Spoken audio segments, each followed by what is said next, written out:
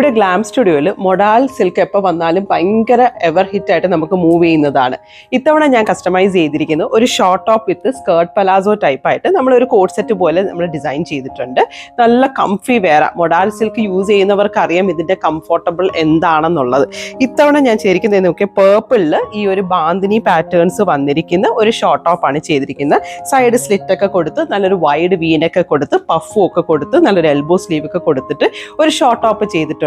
ഇത് പെയർ ചെയ്തിരിക്കുന്ന IndiGo blue plain modal വെച്ചിട്ട് നല്ല ലൂസായിട്ടൊരു ഫ്ലെയർ ആയിട്ടുള്ള ഒരു സ്കേർട്ട് പലാസോ. നമ്മൾ നിൽക്കുമ്പോഴത്തേക്ക് സ്കേർട്ട് പോലെ തോന്നും ആക്ച്വലി, പക്ഷേ അത് ഒരു ഡിവൈഡർ സ്കേർട്ടാണ്, പലാസോ ആണ്. ഇനി ഈ ടേബിളിൽ നിങ്ങൾ നോക്കണമെങ്കിൽ നമുക്ക് ഹ്യൂജ് വൈഡ് റേഞ്ച് കളക്ഷൻസ് നമുക്ക് ഇവിടെ അവൈലബിൾ ആണ്. നമുക്ക് പ്ലെയിൻ മൊഡാൽസ് ഉണ്ട്, യെല്ലോയിലുണ്ട്, ഗ്രീൻ ഉണ്ട്, റസ്റ്റ് ഉണ്ട്, ഇൻഡിഗോ ബ്ലൂ ഉണ്ട്. പിന്നെ പ്രിന്റേഴ്സ് വരുമ്പോഴത്തേക്ക് നമുക്ക് ഡോട്ടഡ് പ്രിന്റ്സ് ഉണ്ട്, അല്ലാതെ ഉള്ള നോർമൽ ആയിട്ടുള്ള ബ്ലോക്ക് പ്രിന്റ്സ് അവൈലബിൾ ആണ്, എല്ലാ കളേഴ്സും അവൈലബിൾ ആണ്. ഇനി ഞാൻ വേറെ ചെയ്തിരിക്കുന്ന ബാന്തിനി ആണെങ്കിൽ അതും നമ്മുടെ കയ്യിലുണ്ട്. അതിന്റെ കളേഴ്സ് ഒന്ന് നമുക്ക് നോക്കാം.